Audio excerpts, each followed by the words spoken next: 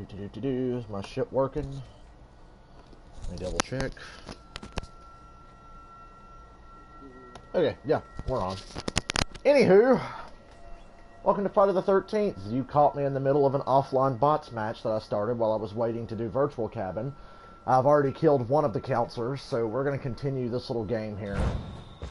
And I'm using Nintendo, Jason. And after we do this, we're going to dive into Virtual Cabin.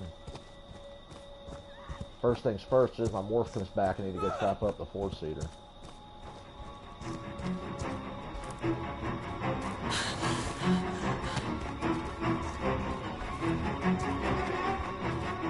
Bitch, I am not playing this shit. Ta-da! Yes! Now I can go trap the 4-seater. They deserve to die. Well, we've already Jason. killed 2 people. Make them suffer. And I haven't even finished setting my trap yet.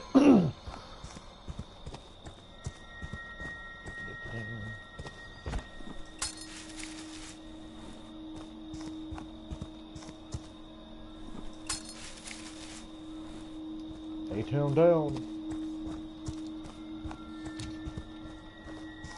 That bitch is hiding in a closet. I heard it.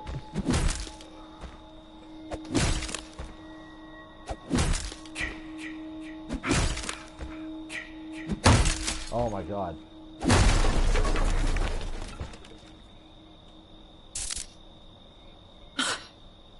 Is that a person? You bastard. Get back here, Chad. Oh, that's BS. That was a grab. Hey, what's up, Janet? I was doing a offline match here, and after I do this, once I complete this, I'll start the Virtual Cabin thing. I think you'll think the Virtual Cabin's really neat.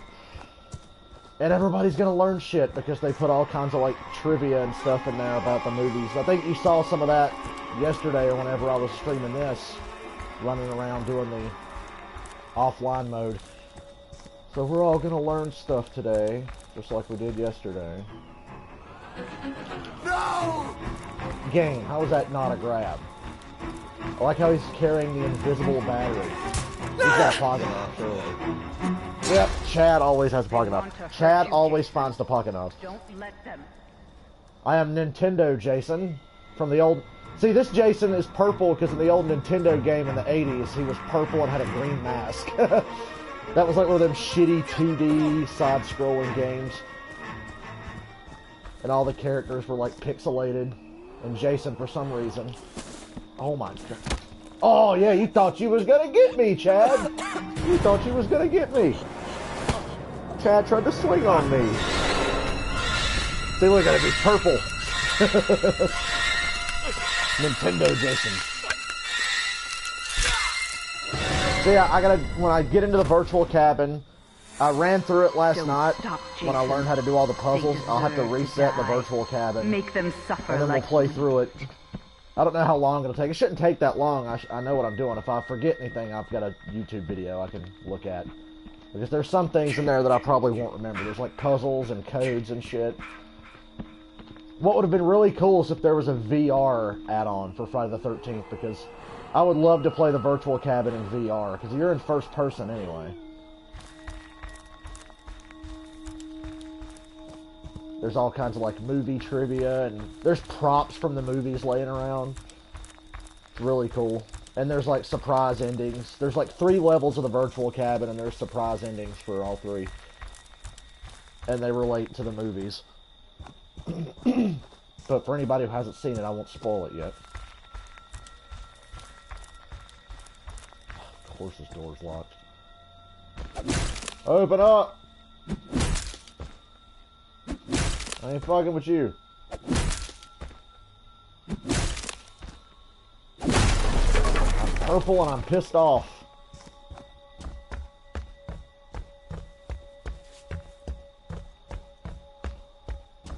I heard you crawl under that bed. Yes. Oh wait. It wasn't this bed. I've been bamboozled.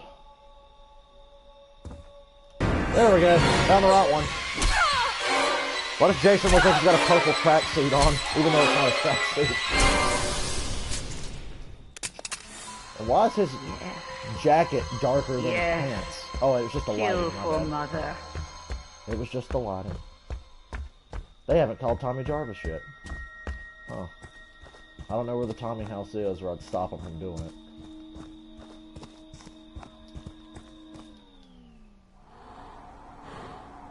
Oh, fuck.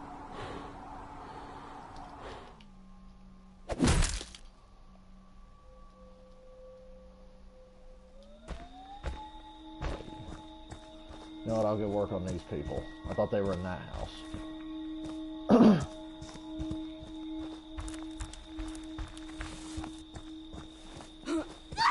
Oh, hi there! You've got a pocket knife, don't you? Nope.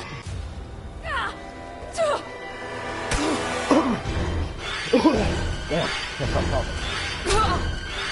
Turn my fan on, it's hot in here. Anybody else in my there? Jason. Nope, just you. That's my special boy. We're down to 2, Fox and Deborah. Fox is one of 2 counselors in this game that was actually in one of the movies. Fox was in part 3. Friday the 13th part 3 in 3D.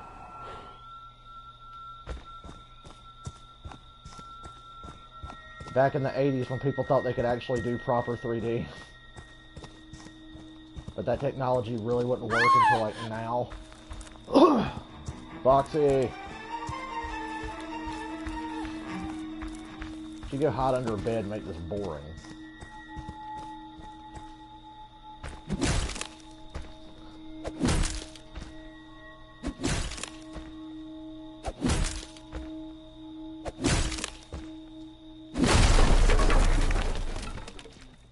I'm gonna mess with her.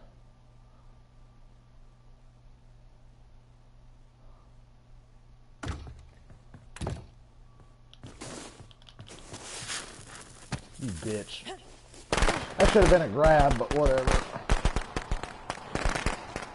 Damn it. And I can't shift the shit. Oh, yeah, you thought you was gonna. Still had a pocket knife, though. You know what your gift is. No matter what. Jason, do you know what your gift is? You cannot die. You can never die. Alright, whore. Take me on. I know she's got a bat. Yeah, come on. Come hit me.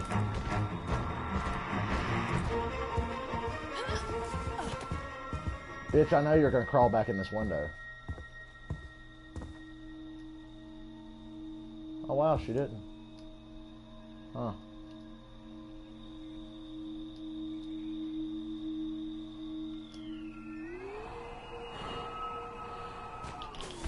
Ah, what a grab. What a grab. You gotta admit that was pretty slick.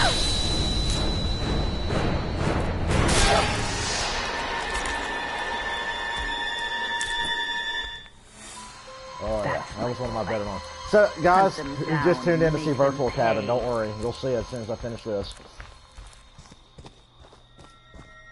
We will do Virtual Cabin as soon as I kill this last little bitch-ass counselor. And it'll be fun. I'll try to remember all the puzzles. Like I said, I don't have to like look at one.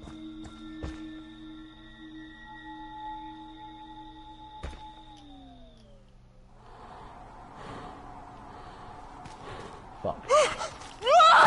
Ah, gotcha.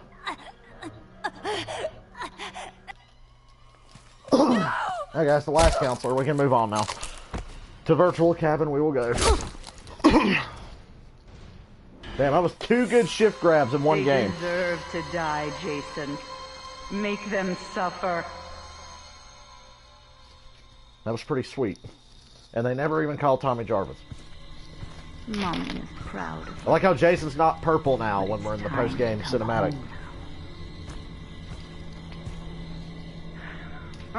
So let's go into the Virtual Cabin and I'll have to reset it and try to remember how to do everything. Let me get YouTube up and in my watch history I will have that video. Shit. Let's see. Watch history. Shouldn't be that far down in my history. I watched these last night just to get an idea.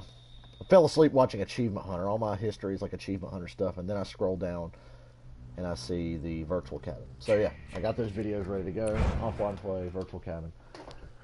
I will reset it. We'll play this from the beginning. We gonna learn today.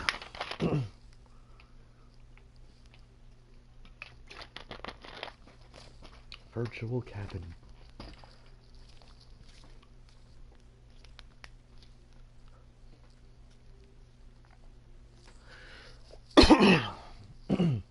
It's really cool in Virtual Cabin. There's like a Jason showroom you can unlock where there's like display cases and it has all the different versions of Jason from the movies.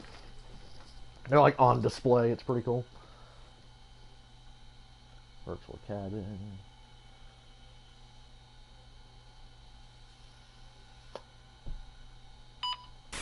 Okay, so let me go to the little computer and reset Virtual Cabin.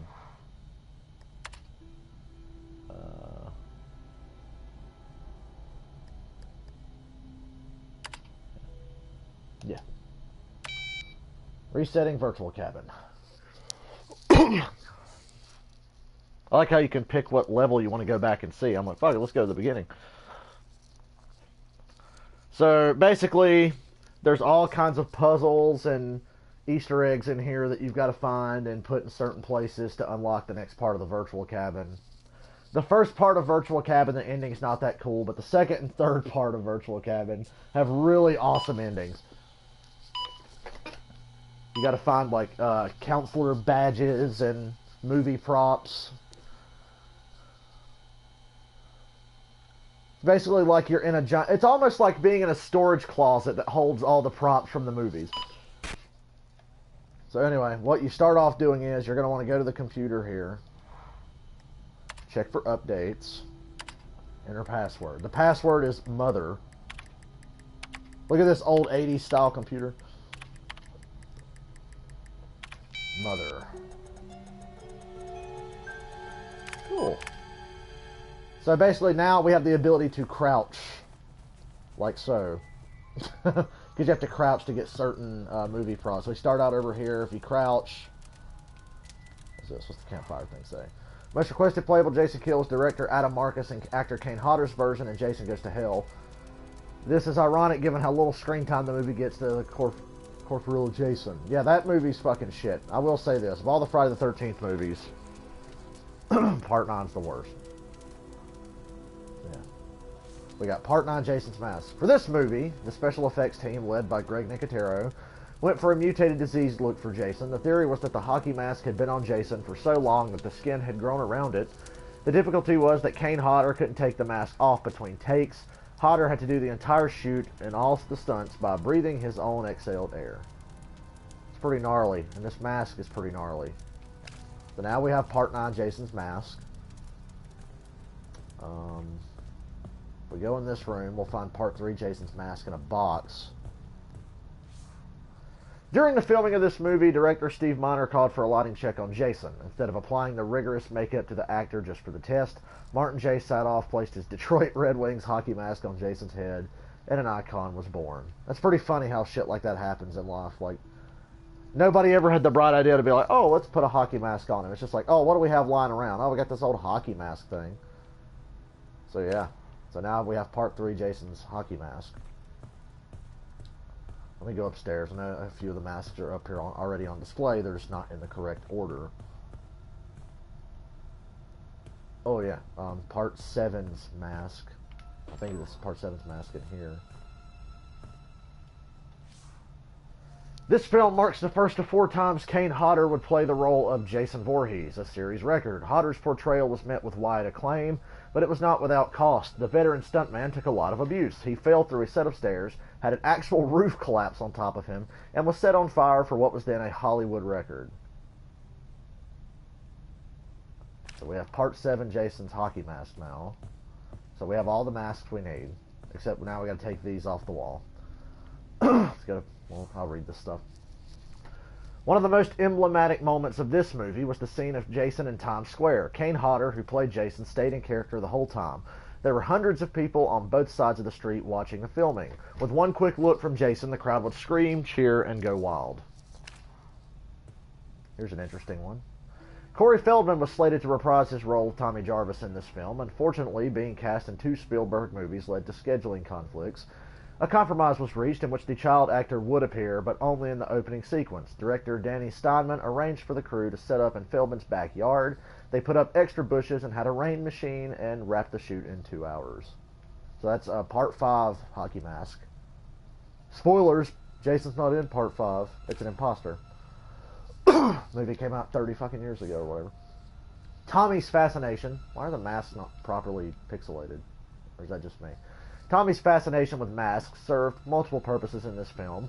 They served as an homage to seminal special effects artist Tom Savini, as well as adding a darker layer to Tommy's character, providing an omen of things to come. According to screenwriter Barney Cohen, they also made a philosophical point about horror, that it is contagious. The horror that Jason dispenses can be passed on to anyone. This film featured a recasted Jason. The filmmakers discovered a 6'3", 250-pound nightclub owner named C.J. Graham. Graham was part of a hypnotist stage show whereby a magician would put audience members in a trance and ask them to imagine they were encountering Jason Voorhees. Graham would dress as Jason and scare them in the middle of the hypnosis. The production team was impressed and cast Graham as Jason for the movie. What's funny about part 6 is that there were 2 actors that portrayed Jason, C.J. Graham being one of them. The other guy, I can't remember his name.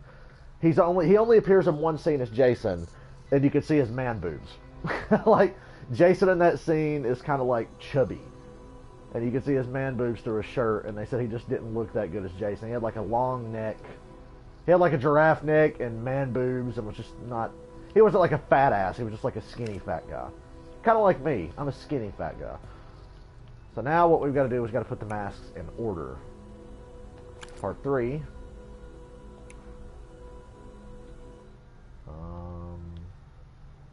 Part 4. Part 5.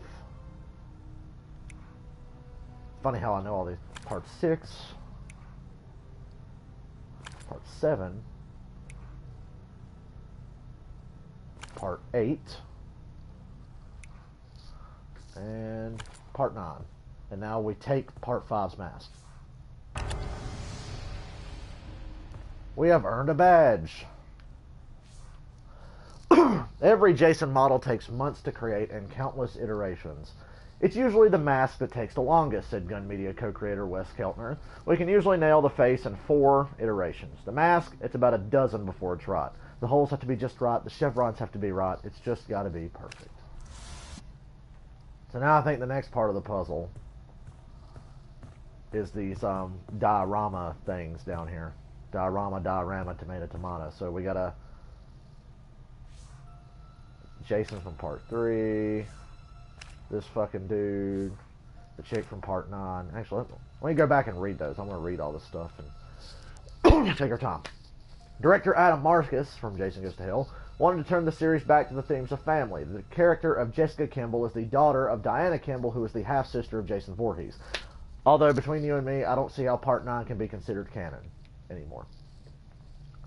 The role of Ali, the tough leader of a biker gang, was played by appropriately named actor Nick Savage. It's a rough movie for Ali. His bike is damaged, his girlfriend Chili is impaled, and he gets his arm chopped off before being hatcheted to death. In an alternate ending, he survives, but that footage, like Ali, was himself cut. Himself was cut. Blech. I can't read, guys. Actually, I can read, but not under pressure. After the success of the first movie, Frank Manusco Sr., the CEO of Paramount Pictures, wanted to make the franchise into a serial with each movie having a different villain. It was Steve Miner, the director of the second and third films, who made Jason into the series villain. What was the other one? Okay, that was all. Okay, now we gotta go in here. There's another... Oh, that scared the shit out of me, actually. That's the snake from part 1. Look at it. The original script did not feature a snake beheading. That scene was a suggestion of special effects designer Tom Savini, who encountered the snake while staying on location during filming. No special effects were used in the scene. Out of 166 kills filmed in the series, the snake is the only one who really died. They actually killed that fucking snake. Just a black snake. My great-grandma used to kill these things. It's funny how they actually killed a snake. What are these? Times Square. Oh, that's the script for part 8. To promote this movie, Paramount had an advertising campaign with Jason slashing through the iconic I Love New York logo. It was later abandoned when the New York City Tourism Committee filed a complaint. What a bunch of pussies. Like, really? Oh, Janet, you missed the, there was a snake, and in the very first Friday the 13th movie, there's a scene where they kill a snake. And it was not fake. They actually killed a real snake to film that scene. And like when we walked into this room, the little snake scurried across the floor. We went ahead and put all Jason's masks in order upstairs. What was this? This is the script for... After coming up with the name Friday the 13th, director Sean Cunningham determined what the new movie would be about. According to Cunningham, there was very little time to waste on conventional things like character and plot. The next big decision was the setting, and the answer was a summer camp.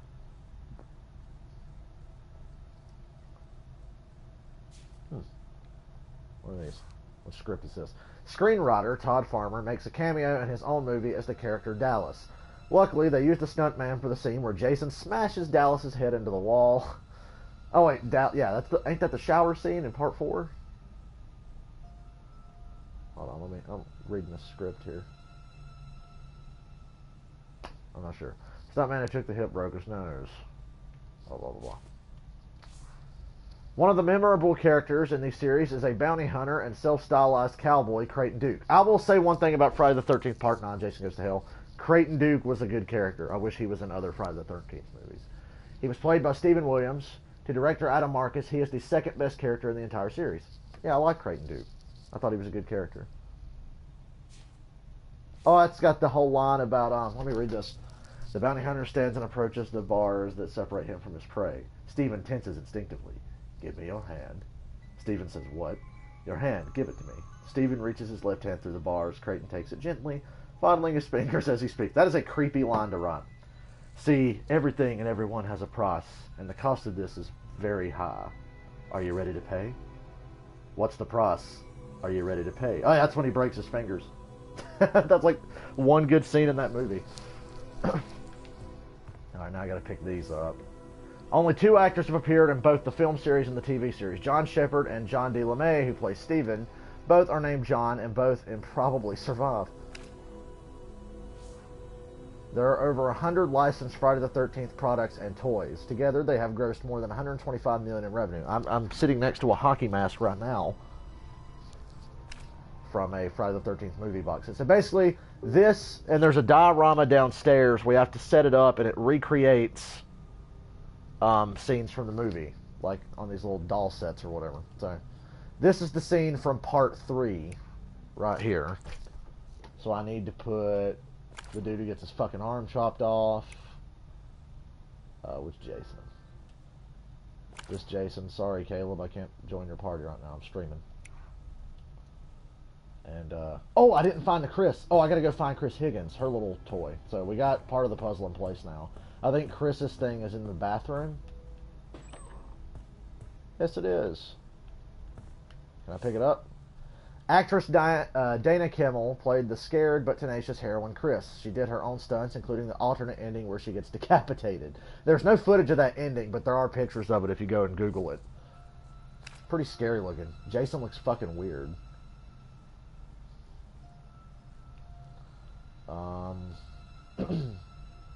My friend Caleb just messaged me and said he bought Friday the 13th. Let me message him back real fast, guys, and let him know what I'm doing.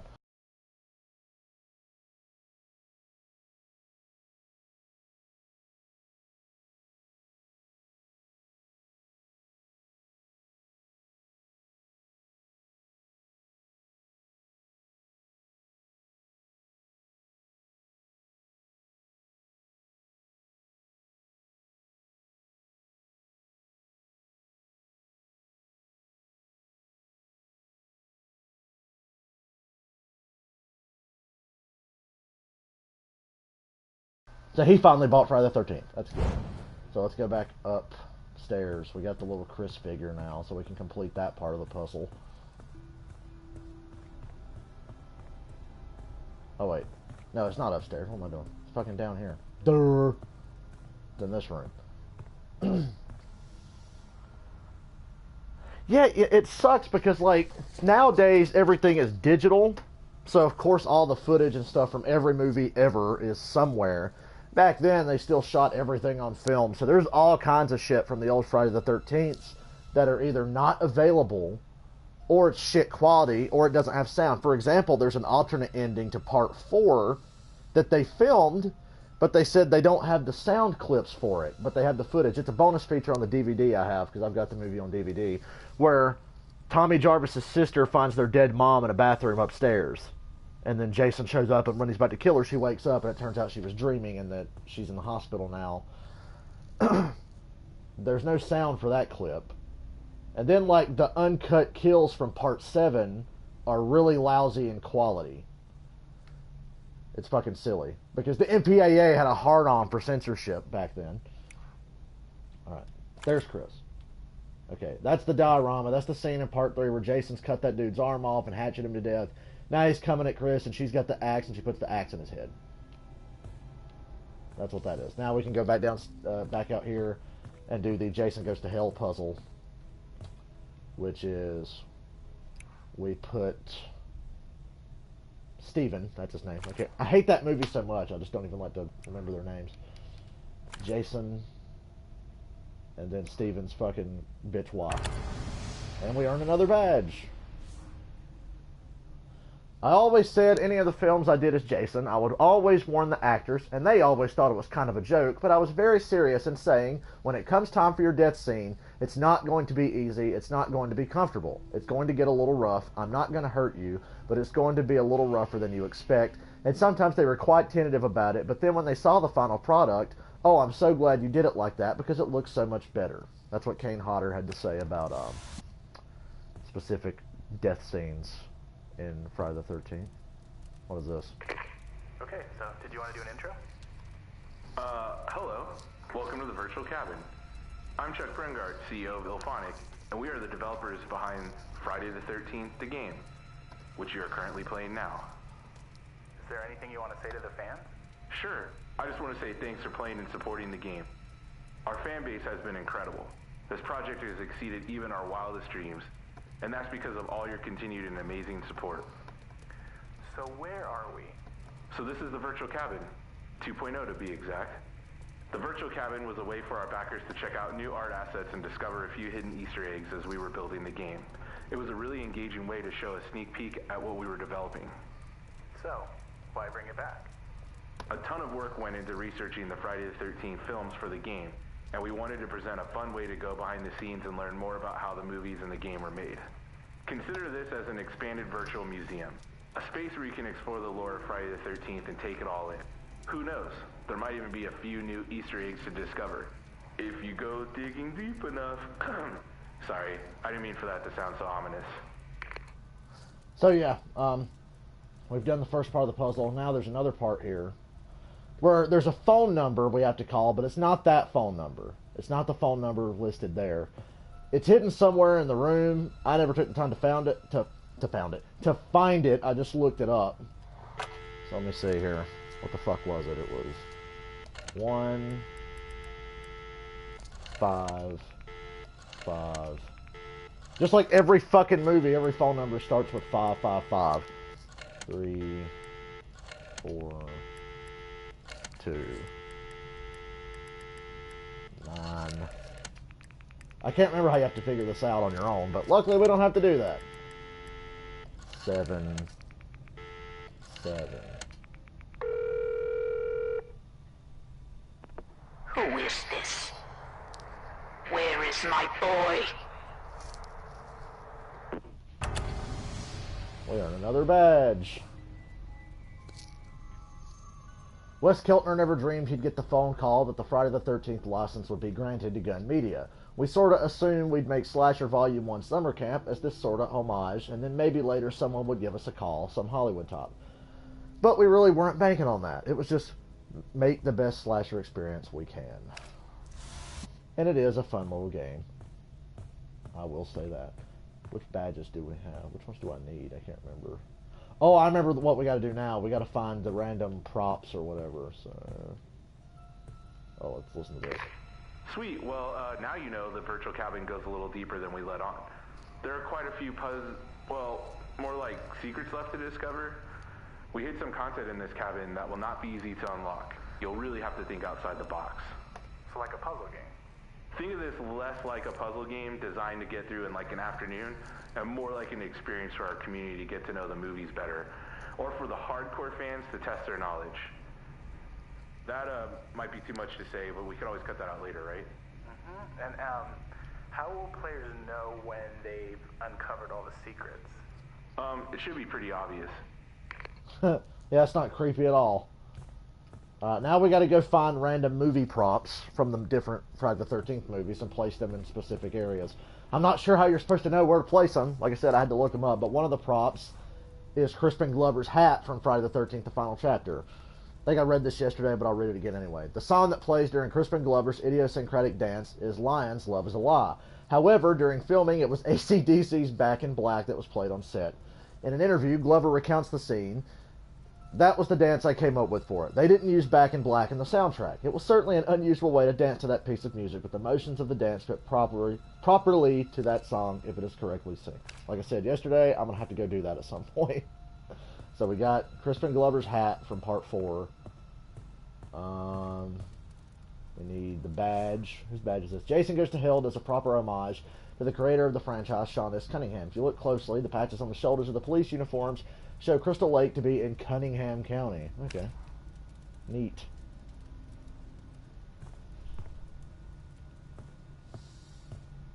I don't know if there's any props in here. I know we put one thing there. Oh, I remember one of the other props we got to get. It's fucking Steve Christie's bandana from the first Friday the 13th movie. In Friday lore, Steve Christie is the entrepreneurial son of David and Louise Christie, who owned Camp Crystal Lake at the time of Jason's drowning. Steve takes it upon himself to renovate the camp and reopen it. By fixing the camp, he draws the murderous ire of the killer still reeling from Jason's death. Who knows, if it hadn't been for Steve, perhaps Camp Blood would have remained dormant and the world would have been robbed of one of its greatest fictional villains. So we got that. There's all kinds of other stuff in here you can look at and read about, but I'm just trying to solve the puzzles, and I'll read the stuff about the different puzzles. Oh, I haven't read this. What's this? Oh, there's nothing in there. Okay. It's like, here, open this. What's back here? Oh. What was the creepiest part about working on the game? There we go. Oh, for sure, the phone calls. Okay, sorry. That was great. Can you start over, but this time incorporate the question into your answer? My bad, yeah. So the creepiest part about working on this game was I get these weird phone calls to my personal phone. We worked on the game for almost, I think it was about 3 years. And every single Friday the 13th, we would get these calls from someone. At first, I thought it was someone at the studio, Paul or Dan or something, but it had to be like an F-13 fanboy or something. They would use this voice distortion and claim to be Pamela warning us to honor the memory of her son. Sometimes they would just laugh into the phone and hang up, but most of the times they would just, complain about the game taking so long. That doesn't sound that creepy. It wasn't until one time I called the number back and heard this.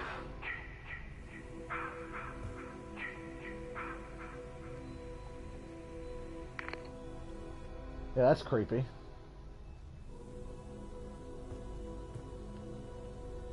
Oh yeah, now we gotta go get the dude's yo-yo from upstairs. Remember the guy in anybody who's seen the movies? Friday the 13th Part 3 in 3D. There's a really stupid part where the dude is like using a yo-yo. And it was just an excuse to be like, oh, look at our 3D.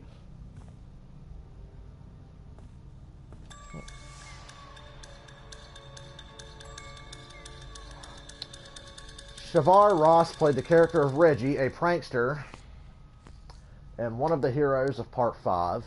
In Reggie's introduction, he startles a troubled Tommy Jarvis with a rubber spotter before professing that, where I come from, you learn to be scared of nothing.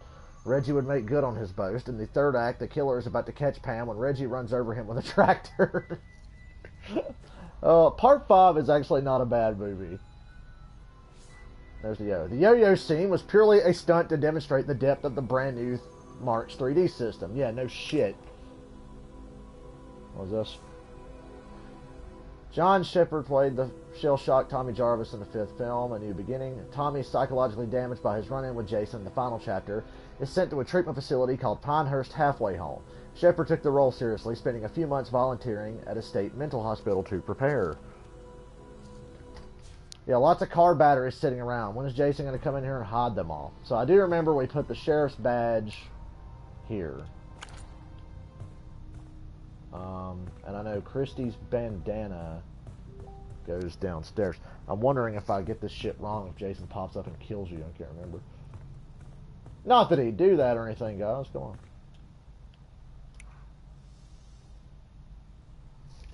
Let me double check and make sure I'm right.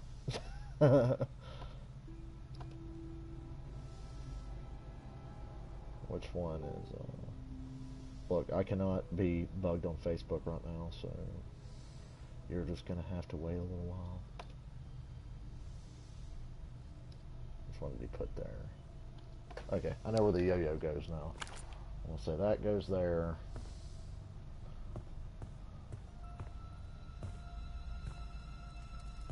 I think we go upstairs.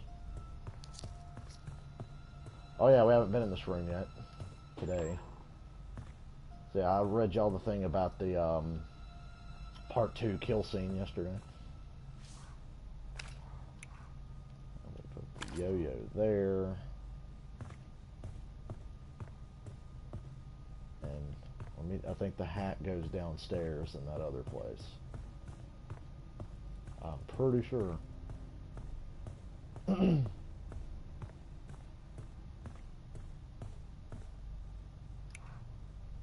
And Crispin Glover's hat. Yes, we did it. The dev team studied every minor detail in the films, even the copies on VHS, to get the look and feel just right. At PAX West 2016, IllFonic CEO Chuck Brunghart, whatever you say his name, described their task this way. Animation-driven games are very hard to make. Very complicated because there might not be huge tech, but there's a ton of animation that goes on in there. A lot of code that has to line up, play the animation right, to play the transition right. To really get the weight and the feel right, there's so much under the hood that goes into that. When we signed up to do this project, we knew that that would be the biggest challenge. Yeah, the Jason display room. Funny you mention that. I will show you in a moment. Hold on. Now we've got all the badges we need.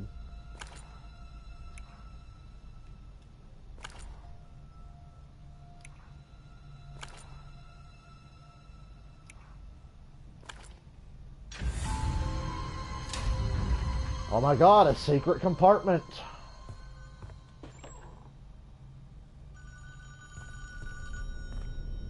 Welcome to the Jason room. Yeah.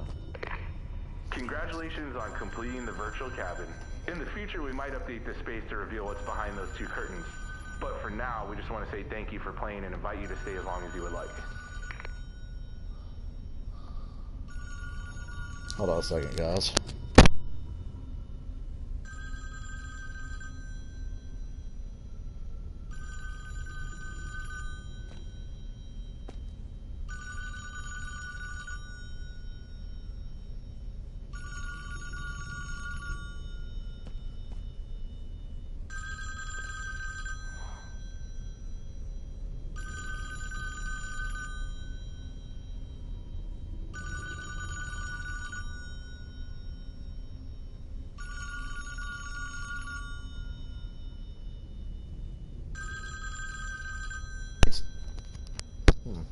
Sorry guys, I'm back.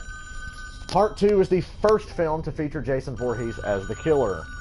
After surviving, drowning, and living alone in the woods for more than 20 years, Sackhead Jason emerges to exact revenge for the murder of his mother, Pamela Voorhees. Continuing his mother's mission to keep Crystal Lake closed, he decimates nearly every counselor at the Packanack Lodge Training Center. Only the aspiring child psychologist Jenny Field is able to outsmart and eventually defeat Jason. She puts on Pamela's sweater to trigger Jason and then buries a machete deep into his shoulder. After the credits roll, one question remains. Where the hell is Paul? So, Paul in Friday the 13th Part 2, we still don't know, 30 whatever years later, what the fuck happened to Paul. But anyway, I think I'll go ahead and answer the phone and then we'll come back in the cabin and we'll read about the other Jason. So we read about Part 2. And I want to stop this incessant ringing. You can bring him back, you know. Oh. There's always a way.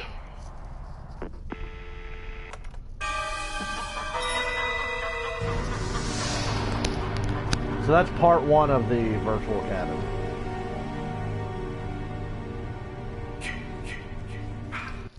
Now we'll jump back in it and we'll do part two, and I'll read about the rest of the Jasons. So that was the first level. The first level is easier than I remember.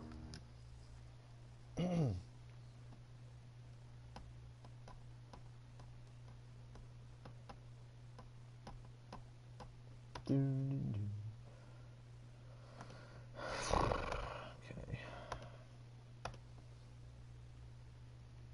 And if I get confused, I do have a video right here in front of me to be like, what the fuck do I do now? It gets slightly more challenging now, but not really that challenging.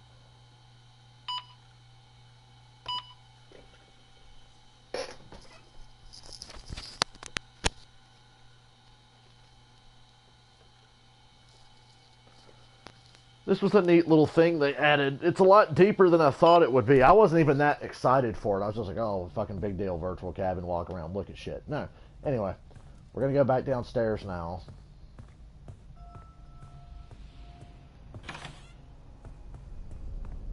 And part 3. Friday the 13th, part 3. After barely surviving his encounter with Jenny in part 2, Jason sets his sights on a new section of Crystal Lake, Higgins Haven.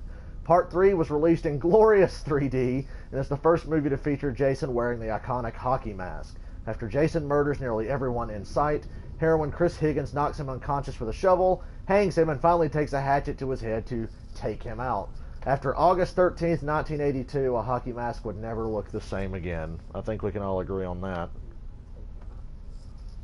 So that was the first movie where he wore a hockey mask. Part 3.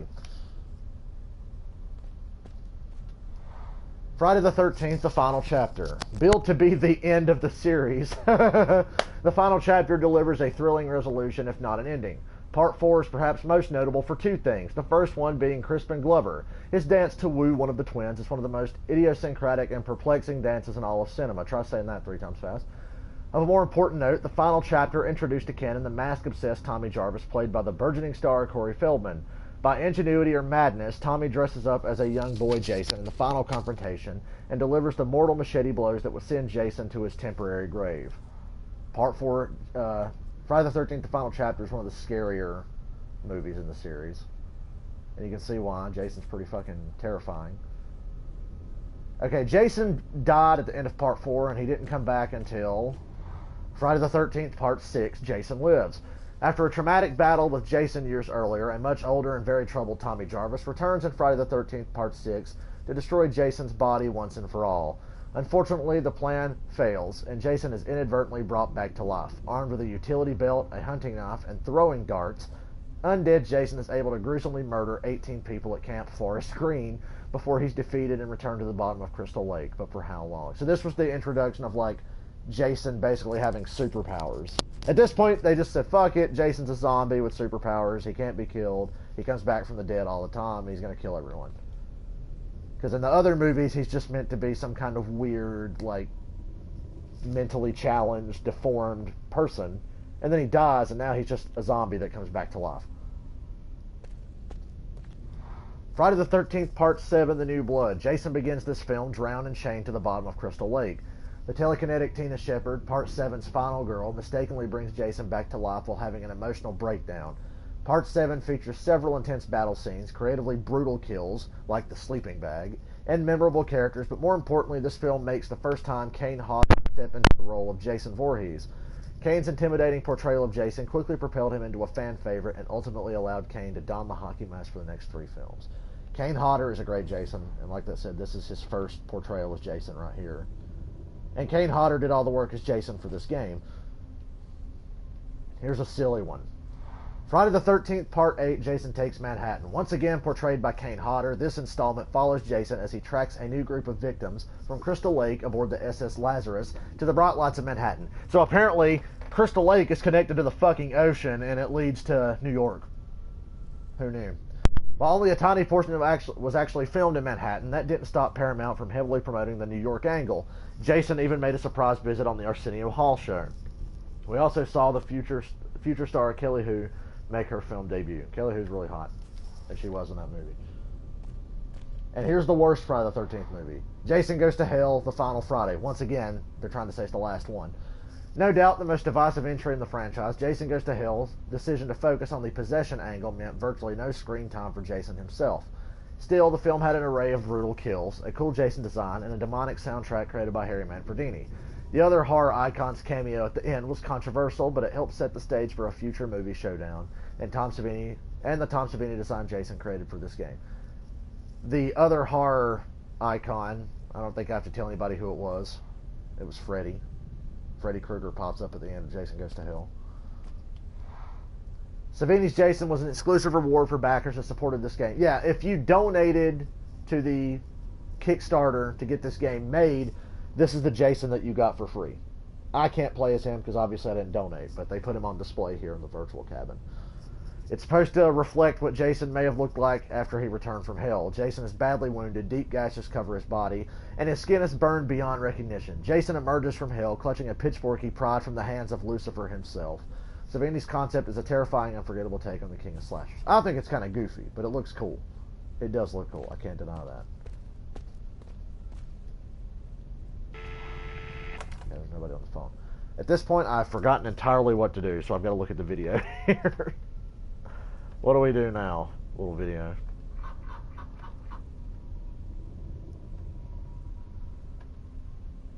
Hold on a second. I know what I gotta do. I gotta go change the date on the computer. That little stupid 80s computer that's upstairs. You gotta change the date on it.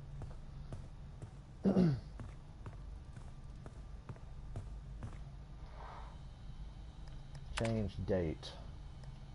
June 13th, 1979.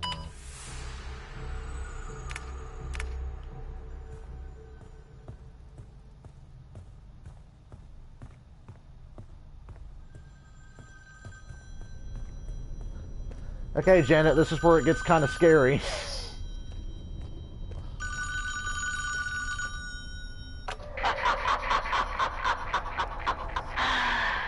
You should have been watching him.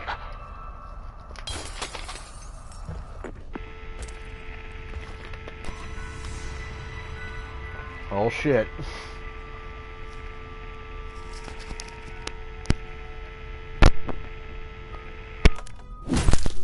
Oh, my God.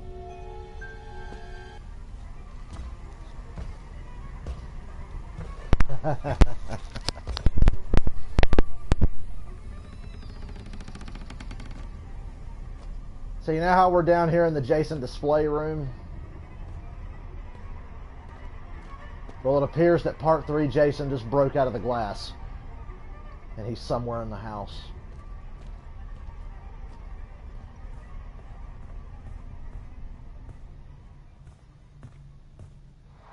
He killed Deborah. Deb's it go.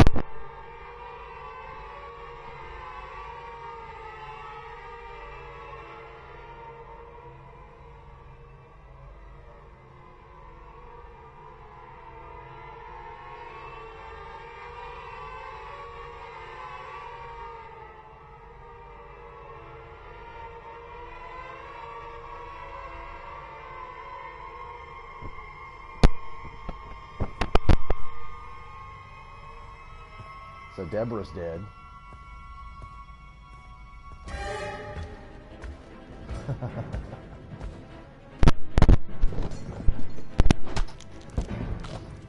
Oh, wait, let's...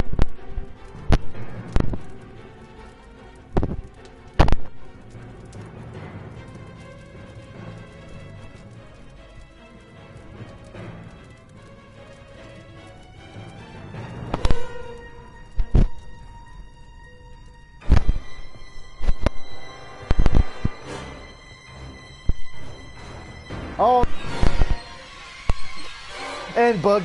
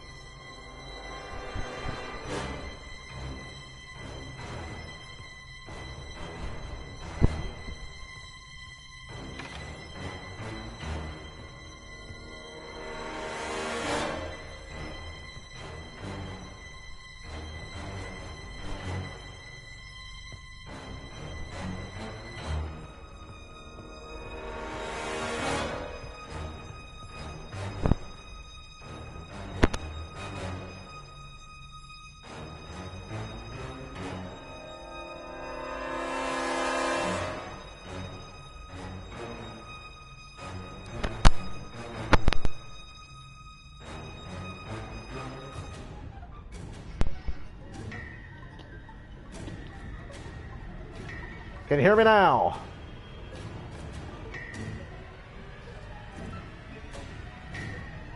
I'm double check. Okay. Let me know if it disconnects again. Anywho.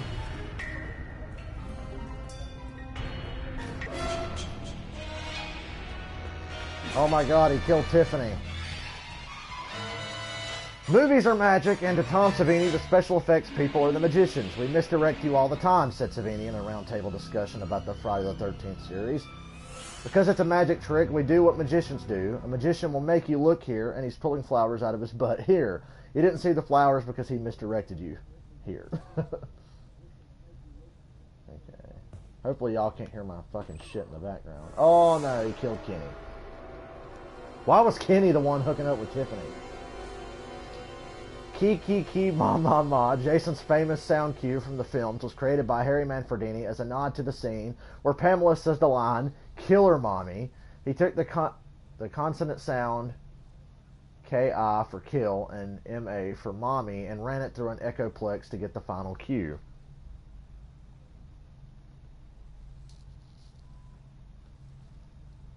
Huh. Make sure my mic's working. Now we got the keys. We can go outside.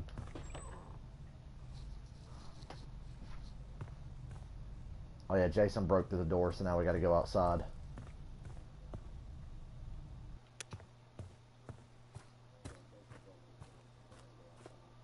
Okay. Give me the shovel. Who's out here? It's Adam and AJ. Are they dead yet? No, they're not dead. AJ Mason and Adam Palomino. The Friday the 13th dev team created a cast of characters that captured the spirit of the film's many casts. Inside the Unreal 4 engine, characters are referred to by their archetypes. Jock, prep, nerd, flirt, bookworm, and rocker, to name a few. Wes Keltner spoke of the legal gray area and the difficulty in acquiring rights to an actor's likeness at PAX West 2016. Hopefully you guys can't hear my computer in the background. I have the sound turned on just enough for me to hear it so I can tell if my mic cuts off again. Okay, I think the combination was 5, 3, 1, 2. Is that it? Oh, there's Jason's mom's severed head. So in the opening of Friday the 13th Part 2, Alice opens a refrigerator and finds Jason's mother's head, and then he fucking shoves an ice pick in her head. In the denouement of Part 2, the protagonist Jenny is being chased by Jason when she stumbles upon his shack in the woods. Barricading herself inside, Jenny finds a shrine to Mrs. Pamela Voorhees, complete with candles, her gnarled sweater, and decapitated head played by actress Connie Hogan. In an ending that was ultimately scrapped, Pamela's head was to come to life and wink at the camera. How fucking dumb would that have been? Come home to mommy, Jason. You know the way.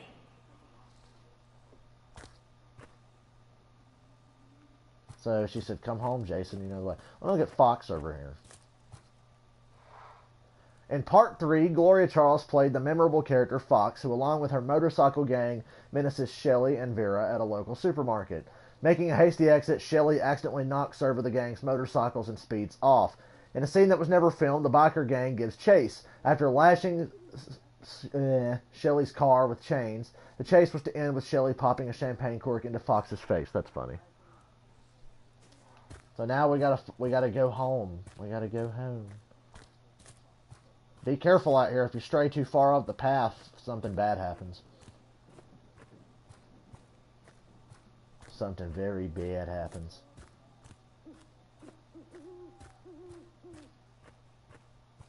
Nothing spooky about this at all. Right, guys? We gotta return Jason's mommy's head to its rightful place. I'm home. You did good.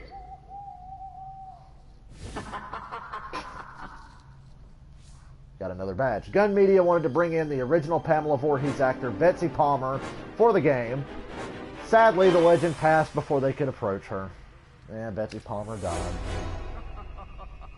God, every time you turn around in a first-person game, it's terrifying.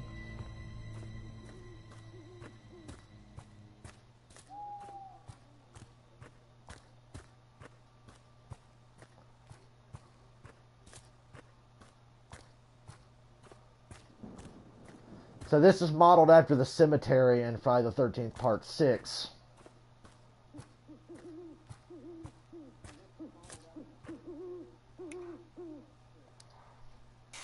So we used a shovel and we dug up a casket.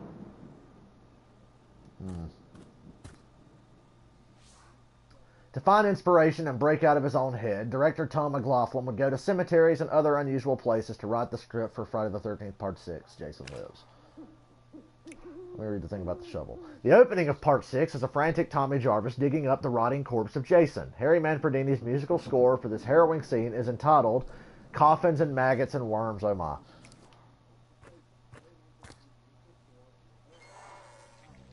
And there's Jason from the beginning of Part 6 when he's stuck in the casket with maggots crawling all over him. Pretty sick.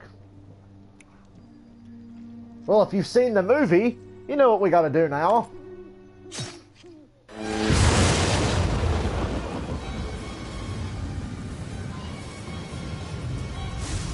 He's alive!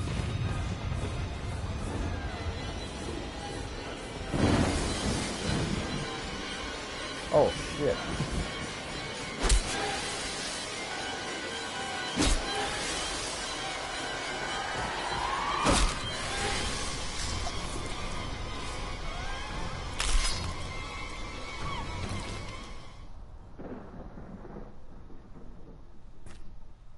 Oh yeah, there's a badge here. I'm glad I remembered to pick this up. Which version of Jason should be canon? According to Wes Keltner, hardcore fans know that they used two actors. That they had a fat Jason at the beginning that got fired, and then hired another guy to come in. Even the masks changed. During the shoot, the actor is always taking the mask off and on in between shots. Their hands are dirty. They usually pick up by the nose to put it on. So as the film progresses, the bridge of the nose gets darker and darker as they film. So if we're tasked with making the mask from Part 6, well, how dirty and dingy is the mask? Are we talking real 6 or real 2? We're not phoning it in. So this next part you've got to be really careful on. There's this very specific path you have to follow when you get out in the woods here in a minute. And I'm hoping, I'm going to try to do it properly. But just in case I fuck up, I'm going to go ahead down here and put these two... Oh, well. Jason killed AJ and Adam. Sean S. Cunningham, the creator of Friday the 13th, is known as the father of Jason. During the development of Friday the 13th, the game, he outlined for the devs his take on the role of the protagonist and why Friday movies are fun.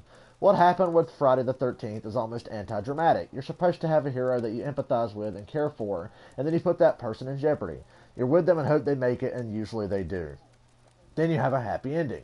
I've seen so many Friday the 13th scripts that were designed to find, really, what the protagonist really cares about and what their dreams are. Therefore, we're really going to care about her when she goes wandering in the woods. I discovered that in Friday the 13th movies and horror movies in general, it's not that you create people that you care so much about, but you create people that you'd like to see whacked.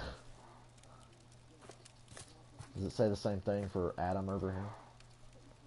Yep. Where's Fox? Oh, that's how she died in the movie. That's cool. That's exactly how she died in the movie. She got pitchforked through the fucking throat. The kills in Part 3 put the 3D Mark system to full use. However, if you missed the theatrical release, seeing the film in 3D would have been a challenge. The original home video release was in 2D on VHS, Betamax, whatever the fuck that were. Oh yeah, electronic disc and Laserdisc. Only later was a deluxe Blu-ray edition sold at the 3D version along with a pair of red-blue 3D glasses fashioned to look like Jason's mask.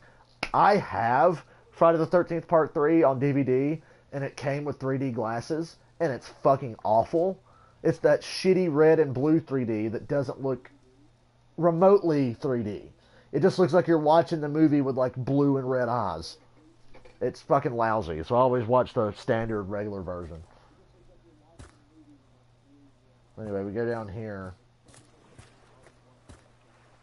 and we can put 2 of these badges on. I'm doing this in case I die.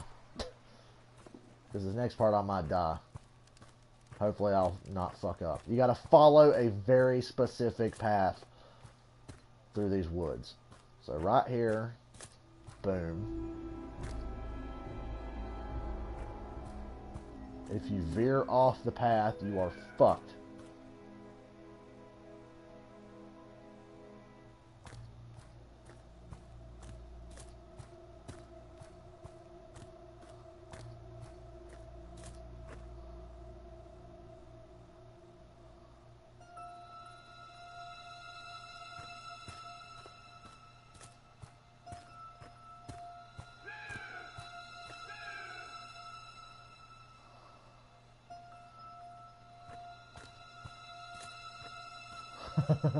This is not intense at all.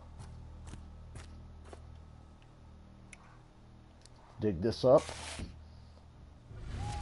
Oh, it's Muffin! For anybody who's seen Friday the 13th Part 2, you know Muffin. Muffin, the cute dog with a purple bow in Part 2, encounters Jason while exploring in the woods. Later that day, two counselors find the carcass of a dead dog that looks to be the beloved pup, but all is not lost. In the final scene of the movie, Jenny and Paul hear a sound at the door. Is it Jason? No, it's Muffin. She's alive. As she trots toward Jenny, it turns out Jason is alive too, and he crashes through the window and grabs a terrified Jenny in slow-mo.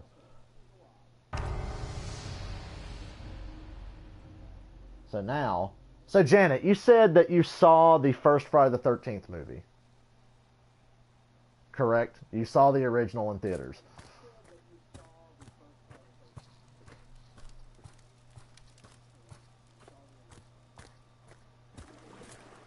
Go down here, put our last badge.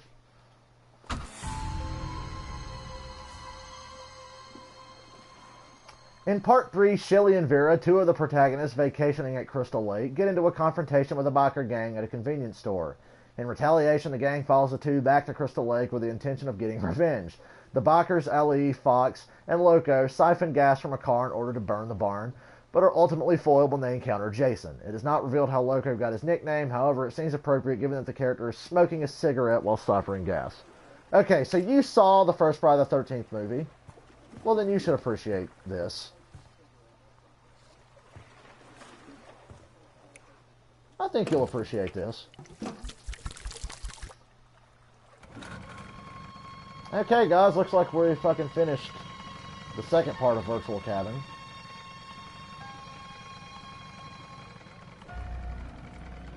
There's the police.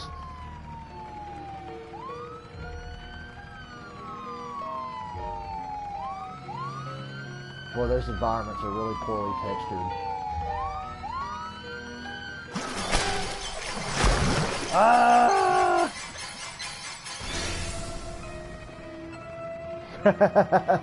That is part 2 of Virtual Cabin complete.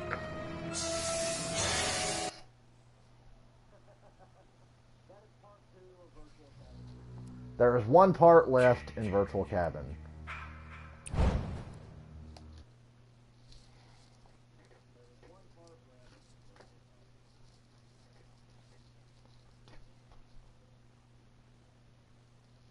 So that was the ending of the first Friday the 13th, where kid Jason popped out of the water and dragged her down into the lake or whatever.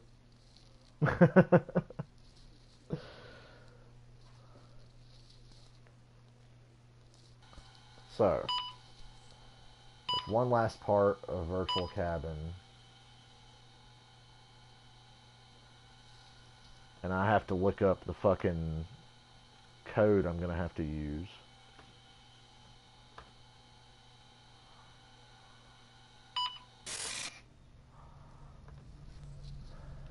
So we are now in a debug version of the Virtual Cabin.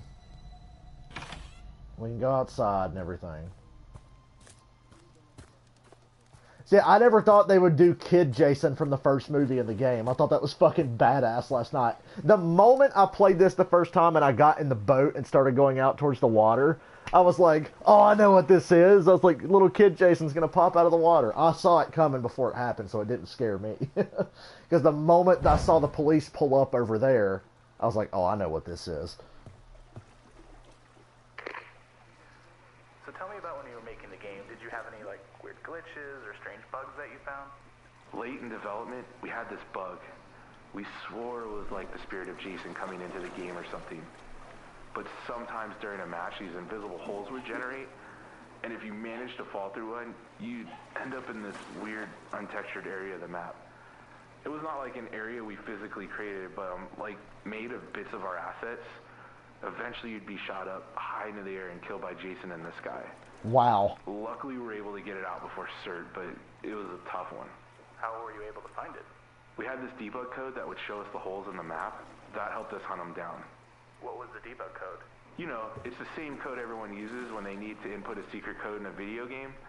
I mean, just remember back when we were kids. It's probably better for legal that way. So you got to enter a cheat code from old Konami games. I think it's what it is. Up, up, down, down, left, right, circle X. Ta-da! So there's a cheat code there you have to figure out. And now I got to figure out what I have to do to these options. Do I have to move collision? Okay. So now it's supposed to be like we're hacking the game is what it's supposed to look like. That's why we can see all the collision detection shit and red lines.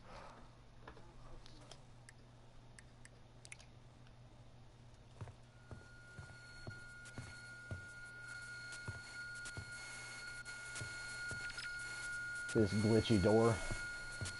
Now you walk into the glitchy door.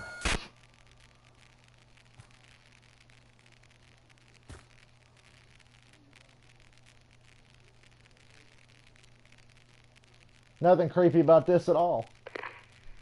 We spent a lot of time tuning the game to make sure it was fun to play as a counselor, and we knew we had it when... Funny guys, hilarious. How long have you been waiting to play that for? Anyways, we finally... Oh, shit! Kane, that's dope. You got me. Oh, careful, bro. Your knife is dripping on the... Oh my god, he's stabbing me. How very descriptive. He said he is stabbing me.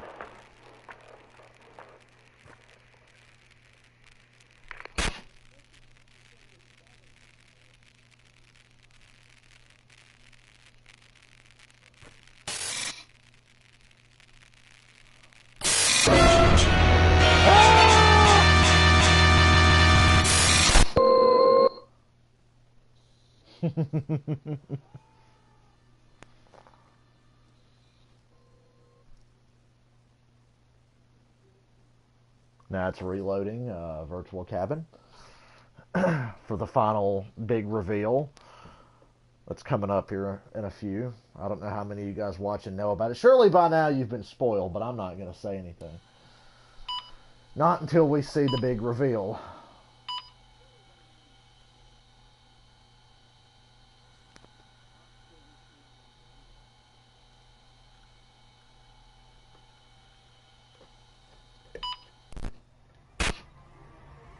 So you see it looks all glitchy, and these are like glitchy badges.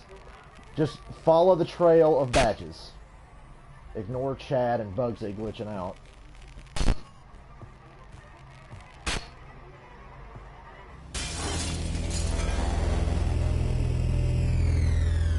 This is something really cool.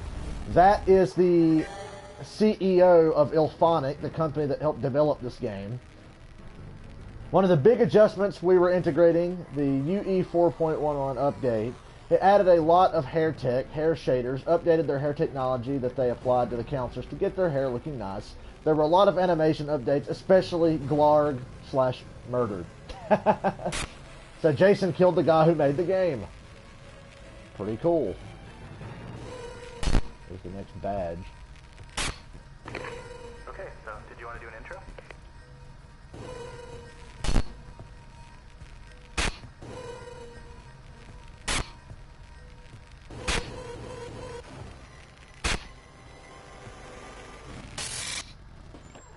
Now we got to go back down into the Jason room. There's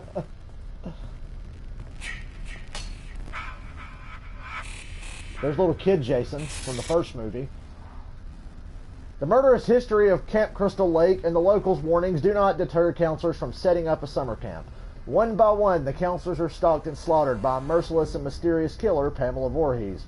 She's on a rampage to avenge the death of her son, Jason, who drowned in the lake because irresponsible and promiscuous counselors were not supervising him. The film ends with one of the most memorable stingers in history, which is when he pops out of the water.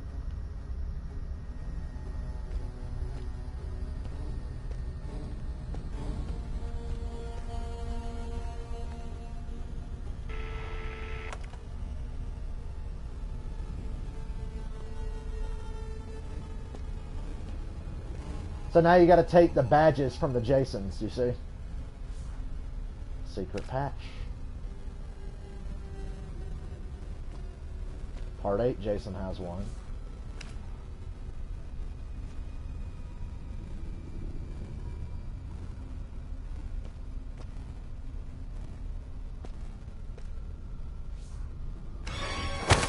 Oh shit. Part 4, Jason is choking us.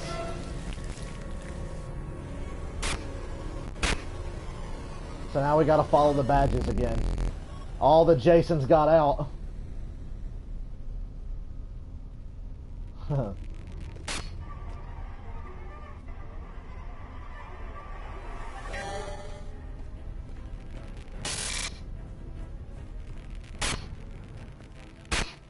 Guys, I wonder what this is leading to.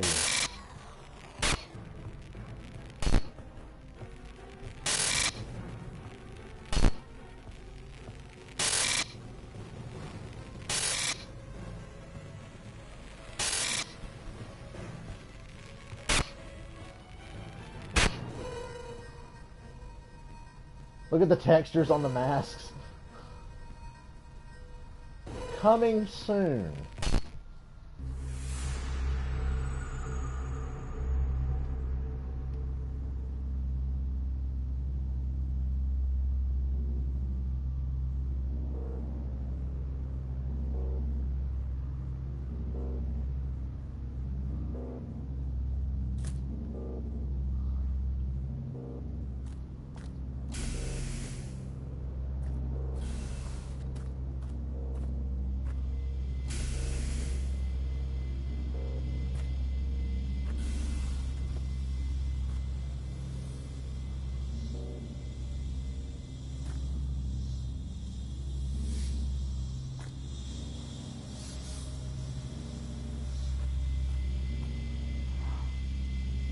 The Grendel is the name of the ship that Jason is taken aboard before reawakening.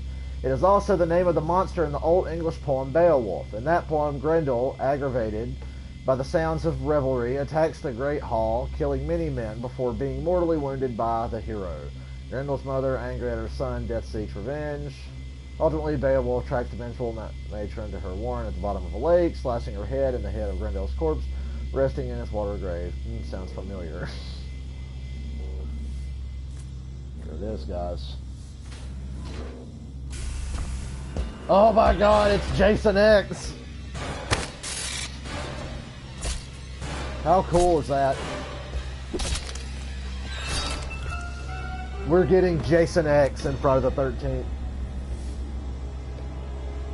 Virtual cabin complete, Uber Jason and Grendel map coming soon. So, Uber Jason, as everybody knows, is from that really god-awful movie, Jason X, where Jason goes to space. We really ran out of ideas to the point where we sent Jason to space.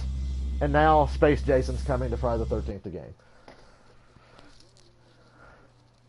So, yeah. That was Virtual Cabin. Let me see what Caleb's doing. And I'll have to stop the stream and restart it. And then, if Caleb's playing, I'll play with him. I'm going to message him on Facebook, so... Yeah, that was the awesome Virtual Cabin. I'm just going to go back in it and look at the Jason X thing, because now we've unlocked Jason X in the Jason display room. And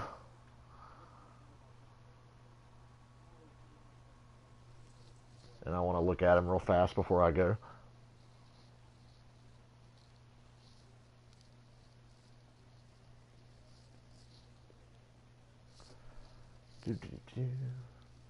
So basically, Virtual Cabin is just a big shrine to all the movies and all that awesome movie prop stuff.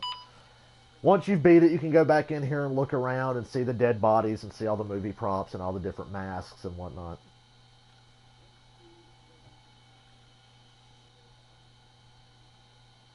So let's go back down to the Jason room.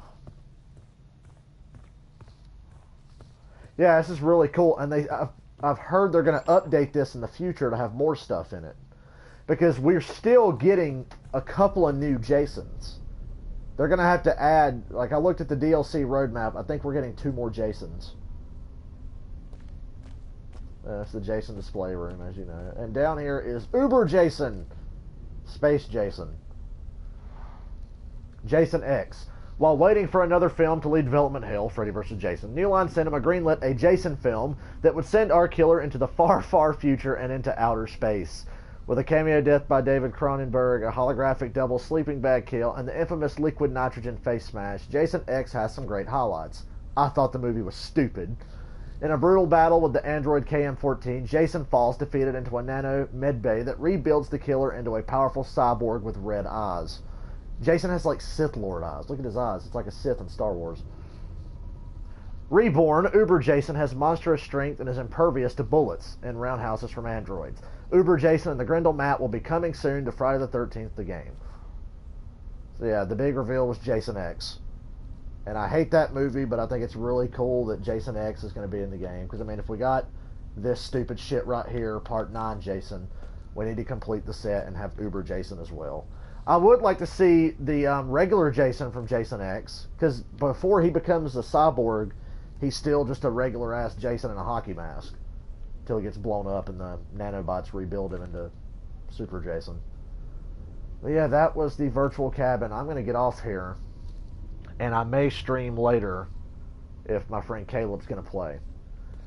Yeah, virtual cabin is fucking great. Play it for yourselves. If you watch this without playing it, I feel bad for you. It's better to go experience it yourself rather than watch someone else do it.